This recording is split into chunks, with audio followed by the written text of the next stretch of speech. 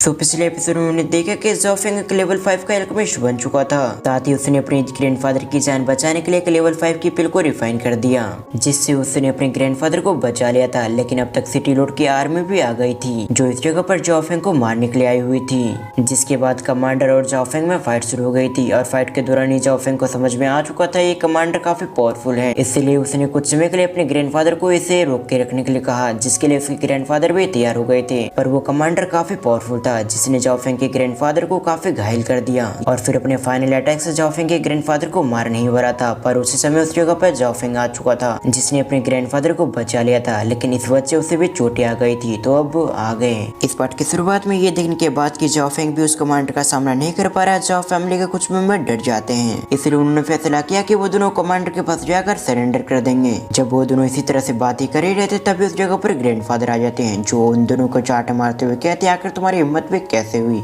कि सिचुएशन में तुम हमें धोखा देने के बारे में सोच रहे हो। तुम दोनों ये मत बोलो कि ये हमारे यंग मास्टर है। जिस पर वो दोनों जवाब देते हुए कहते हैं, यंग मास्टर है तो क्या करें हम? क्या हम ज़ोफेंग के लिए अपनी जान को कुर्बान कर दें? हम बिल्कुल भी ऐसा नहीं करेंगे।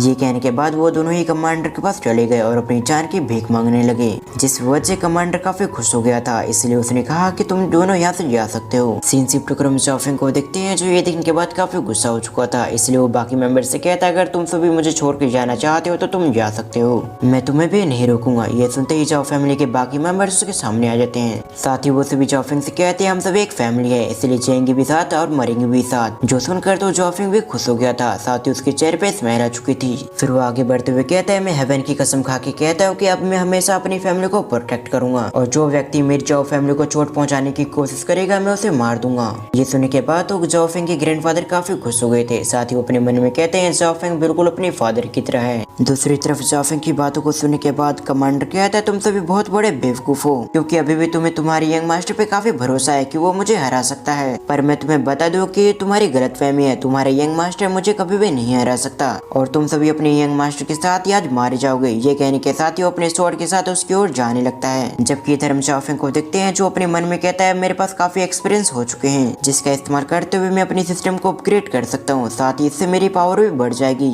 ये सोचने के साथ ही ज़ोफेंग कहता है, सिस्टम को अपग्रेड कर दो। उसको इतना कहते ही सिस्टम अपग्रेड होने लगती है, जिससे ज़ोफेंग की पावर भी बढ़ने लगती है, जिससे ज़ोफेंग के अंदर से एक पावरफुल एनर्जी निकलती है। ये देखने के बाद सभी लोग शॉक्ड हो जाते हैं। पर दूसरी तरफ ज़ोफेंग अपने कई सारे लेवल को ब्रेक थ्रू कर लेता है, जिस वजह से ज़ोफेंग की 5 डिवाइन स्वॉर्ड किलिंग एरे भी अपग्रेड हो जाती है। फिर ज़ोफेंग कमांडर की ओर देखते हुए कहता है, अगर तुम अपनी जान बचाना चाहते हो तो तुम सरेंडर कर दो, जिस वजह से मैं तुम्हारी जान नहीं लूंगा। जिस पर वो कमांडर कहता है, तुम अपनी खुली आंख से सपना देखना बंद करो, मैं कभी भी तुम्हारे सामने हार नहीं मानूंगा। ये कहने के साथ ही वो अपने साइबर के साथ उस पर अटैक कर देता है, पर अब ज़ोफेंग उसके अटैक को काफी आसानी से ब्लॉक कर पा रहा था। ये देखने के साथ ही उस कमांडर ने एक बार फिर से उसके अटैक को रोकने की कोशिश की, पर ज़ोफेंग ने काफी आसानी से उसके अटैक को डॉज कर लिया और मौका देखते ही ज़ोफेंग ने भी उस पर अटैक कर दिया, पर उस कमांडर ने उसके अटैक को ब्लॉक कर लिया। ये देखते ही ज़ोफेंग ने अपने घुटनों से उस कमांडर पे अटैक कर दिया, जिस वजह से वो कमांडर पीछे चला गया। लेकिन अब तक उस कमांडर को भी ज़ोफेंग पे काफी गुस्सा आ चुका था, इसलिए वो ज़ोफेंग से कहता है, मैंने जिस टेक्निक का इस्तेमाल करते हुए तुम्हारे ग्रैंडफादर को घायल किया था,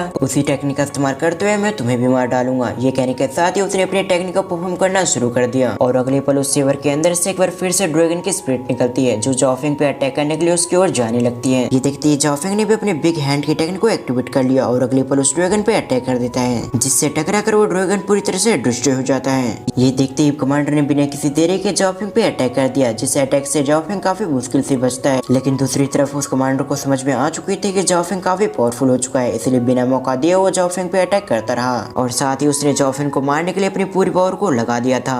पर किसी तरह से ज़ोफेंग अपने आप को बचाने की कोशिश करी, लेकिन एक अटैक से हिट होकर वो पीछे आ गया। पर जल्दी से रिएक्ट करते हुए ज़ोफेंग ने अपने सभी स्वॉर्ड को एक स्वॉर्ड में मर्ज कर दिया और फिर ज़ोफेंग ने कमांडर पे अटैक कर दिया। जैसे कमांडर का अटैक और ज़ोफेंग का अटैक आपस में टकराता है, जिससे चारों तरफ एनर्जी वेव फैल गई। ये देखने के साथ ही ग्रैंडफादर और जेनसेन काफी परेशान हो गए थे। वो दोनों एक साथ चिल्लाते हैं ज़ोफेंग और अगले पल उन दोनों का अटैक डिस्ट्रॉय हो गया, जिस पर से हम देखते हैं वो दोनों अपने पैरों पे खड़े हुए थे। पर तभी उस कमांडर के हाथों से उसका वेपन गिर गया, जिस पर से वो हैरान होते हुए कहता है, मैं हार गया। उसकी इतना कहते वो मारा जाता है। और ये बात जाफिंग की सिस्टम भी बताती है कि तुमने अपने से पावरफुल व्यक्ति को मार दिया है और रिवॉर्ड के रूप में सिस्टम तुम्हें 1 लाख स्ट्रेंथ पॉइंट देती है, जिसका इस्तेमाल करते हुए तुम अपनी ताकत को बढ़ा पाओगे। और साथ ही सिस्टम ने तुम्हारी 10 डिवाइन स्वॉर्ड की पावर को भी इंक्रीज कर दिया है। सीन शिफ्ट कर हम जाफिंग के ग्रैंडफादर को देखते हैं, जो उसको तारीफ करते हुए कहते तुम तो पहले से काफी पावरफुल हो चुके हो, साथ ही मैं तुम्हारे लिए काफी खुश हूँ। ये सुनने के बाद जाफिंग कहता है मेरी बात छोड़िए, लेकिन आप दोनों कैसे हैं? जिस पर वो दोनों कहते हैं हम दोनों बिल्कुल ठीक है। ये सुनने के बाद जाफिंग कहता है ठीक है, लेकिन हमें फिलहाल के लिए हमें यहाँ से जाना होगा, क्योंकि फिलहाल के लिए तो मैंने इस कमांडर को मार दिया है। जो बात अगर सिटी लॉर्ड को पता चलेगी तो वो अपने और भी लोग को भेजेगा, इसलिए फिलहाल के लिए हमारी फैमिली इस जगह पर बिल्कुल भी सेफ नहीं है। ये सुनने के बाद जाफिंग का ग्रैंडफादर कहता है तो फिर तुमने क्या सोचा है, अब हमें क्या करना चाहिए? और वैसे भी तुम जाओ फैमिली के यंग मास्टर हो, इसलिए तुम जो कहोगे हम वही करेंगे। जिस पर जाफिंग कहता है मुझे क्या करना है मुझे अच्छी तरह से पता है, साथ ही मैंने सब कुछ सोच लिया है और मेरे मुताबिक जब तक सिटी लॉर्ड जिंदा रहेगा तब तक हमारी फैमिली सेफ नहीं रहेगी, इसलिए सबसे पहले मैं जाकर सिटी लॉर्ड को मारूंगा। और साथ ही मैंने सुना है कि कुछ जाओ फैमिली के मेंबर भी उस जगह पे आने वाले हैं और आप लोग कंफ्यूज ना हो इसलिए मैं बता दूं, शायद से ये जाओ फैमिली वही है जो इनका असली लैंड है, जहाँ से इन्हें धक्के मारकर निकाल दिया गया है और फिर उन्होंने इस जगह पर आकर अपनी खुद की फैमिली बनाई। और इसीलिए आप लोग बिल्कुल भी कंफ्यूज मत होना, क्योंकि ये दोनों ही जाओ फैमिली एक ही है।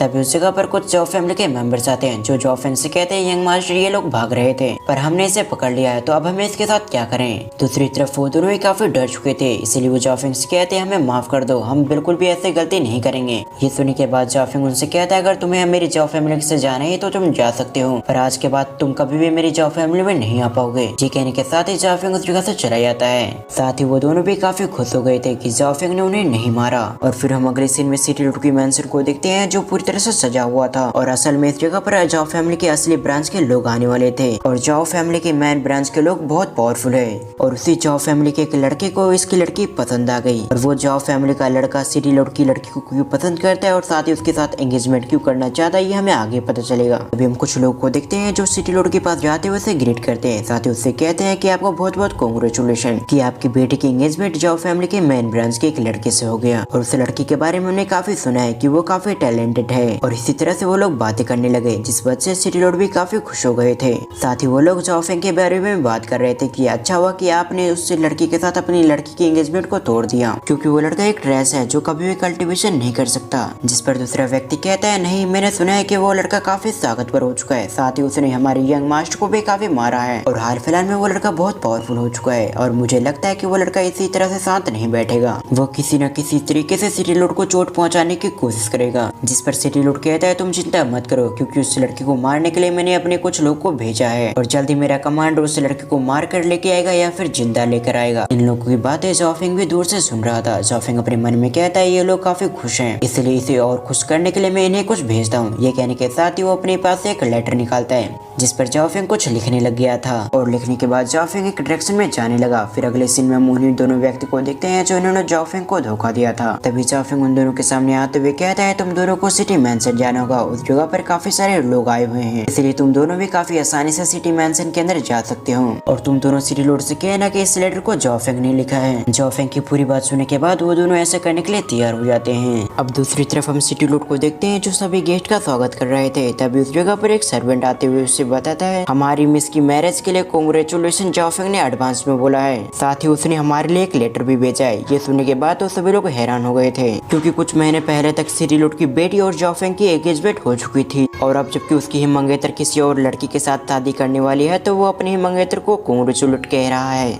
जिस बात को सोचकर सभी लोग जाफिंग का मजाक उड़ाने लगे। साथ ही सिटी लॉर्ड के चेहरे पे भी स्माइल आ चुकी और अब तक वो दोनों व्यक्ति भी आ चुके थे जिन्हें जाफिंग ने लेटर दिया है। साथ ही उन दोनों को इस बात का डर भी लग रहा था कि जाफिंग ने इसके अंदर सिटी लॉर्ड या सिटी लॉर्ड की बेटी के बारे में कुछ गलत ना लिखा हो, नहीं तो आज वो दोनों इस जगह से जिंदा नहीं निकल पाएंगे। ये सोचते हुए वो दोनों सिटी लॉर्ड के सामने आ गए। तभी वो दोनों ग्रीट करते हुए सिटी लॉर्ड को बताते हैं हमारे यंग मास्टर जाफिंग ने अपने हाथों से आपकी बेटी मिस वांग किंगर के लिए कुछ तारीफें लिखी हैं जो इस लेटर के अंदर है। ये सुनने के बाद सिटी लॉर्ड कहते हैं ठीक है मुझे दिखाओ। ये कहते हुए उसने अपनी पावर का इस्तेमाल करते हुए इस लेटर को ले लिया और फिर उसे पढ़ने लगा, जहाँ शुरुआत में सिटी लॉर्ड को लग रहा था कि जाफिंग ने इस लेटर के अंदर उसकी बेटी के लिए तारीफें लिखी हुई है, पर कुछ समय पढ़ने के बाद सिटी लॉर्ड काफी गुस्सा हो गए, क्योंकि जिन्हें वो तारीफ समझ रहे थे असल में वो कोई तारीफ नहीं बल्कि एक पोयम है जिसके अंदर जाफिंग ने उसकी बेटी और उसकी काफी बेइज्जती की थी। ये समझने के बाद सिटी लॉर्ड अपने गुस्से को उस व्यक्ति पे निकालने लगे जिसने जाफिंग का लेटर उस तक पहुंचाया। तभी उस जगह पर एक सोल्जर आते हुए सिटी लॉर्ड को बताता है हमारे कमांडर जाफिंग के हाथ हाथों मारे गए। ये सुनने के बाद तो उन सभी को एक झटका लगा, साथ ही साथ सिटी लॉर्ड भी हैरान हो गए थे। लेकिन अगले ही पल उसका एक्सप्रेशन चेंज हो गया था। वो गुस्सा होते हुए कहता है, मुझे किसी भी सैनिक की जरूरत नहीं है, मैं खुद जाओ फेंग को मार सकता हूँ और अब मैं जाओ फेंग को मारने जा रहा हूँ। पर इससे पहले ये सिटी लॉर्ड इस जगह से निकल पाता, उससे पहले एक ओल्ड मैन उसके रास्ते में आ चुका, जो सिटी लॉर्ड को समझाते हुए कहता है, मैन जाओ फैमिली के लोग आने वाले हैं, इसलिए फिलहाल आपको इस जगह से नहीं जाना चाहिए, नहीं तो उन्हें लगेगा कि आप उनकी इंसल्ट कर रहे हैं। जो बात है सिटी लॉर्ड को भी अच्छी लगी, इसलिए वो अपनी जगह पर रुक गया। साथ ही वो कहता है, जाओ फेंग तुम्हारी किस्मत काफी अच्छी है, क्योंकि अगर आज तुम्हारे मैन फैमिली के लोग इस जगह पर ना आ रहे होते तो मैं तुम्हें जरूर मार देता।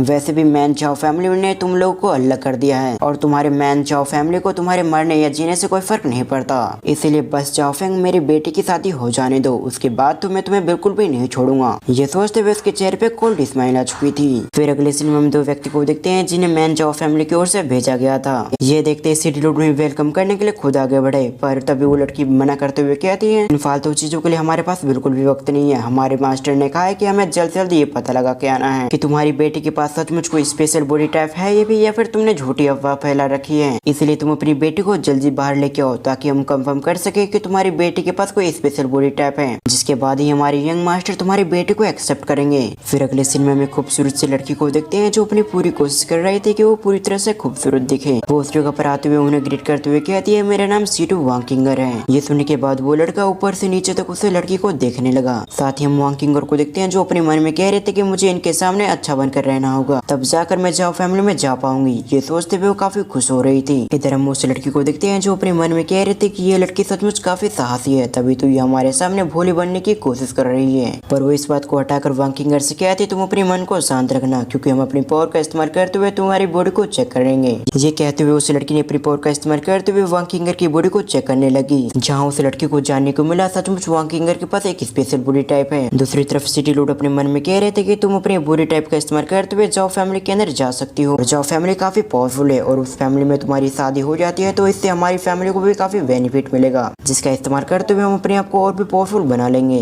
दूसरी तरफ हम वांकिंगर की बॉडी को देखते हैं जिसके अंदर से एक फर्नेस की स्पिरिट निकली। इस फर्नेस की स्पिरिट को देखकर वो लड़के अपने मन में कहते हैं, ये तो वही स्पेशल बॉडी टाइप है जो हमारे यंग मास्टर को चाहिए ताकि वो अपने आप को ट्रेन कर सके। तभी वो लड़की कहती है, हमारे यंग मास्टर को जो रेयर बॉडी टाइप चाहिए तो वो तुम्हारी बेटी के पास है, इसलिए तुम्हारी बेटी हमारी जाओ फैमिली में आ सकती है। ये सुनने के बाद तो सभी लोग काफी खुश हो गए, मगर तभी उस लड़की ने कुछ ऐसा कहा जिसे सुनने के बाद ही सभी लोग शॉक्ड हो गए, क्योंकि उस लड़की ने आगे बढ़ते हुए कहा, तुम्हारी बेटी हमारी जाओ फैमिली के अंदर आ सकती है, लेकिन हमारे मास्टर की वाइफ बनकर नहीं बल्कि उनके सर्वेंट बनकर, और इसका कारण है हमारे मास्टर तुम्हारी बेटी को पसंद नहीं करते, बल्कि उन्हें तो तुम्हारी बेटी के रेयर बॉडी से मतलब है, इसलिए हमारे मास्टर तुम्हारी बेटी से शादी नहीं करेंगे, बल्कि तुम्हारी बेटी को हमारे मास्टर के लिए सर्व करना होगा। जो बातें सुनकर सभी लोग शॉक्ड हो गए थे। कुछ लोग आपस में बातें करते हुए कहते हैं, इसका क्या मतलब हुआ, क्योंकि इसका साफ साफ मतलब था कि वांकिंगर किसी टूल की तरह इस्तेमाल की जाएगी। और इसी सीन के साथ हमारा ये एपिसोड यहीं पर एंड होता है।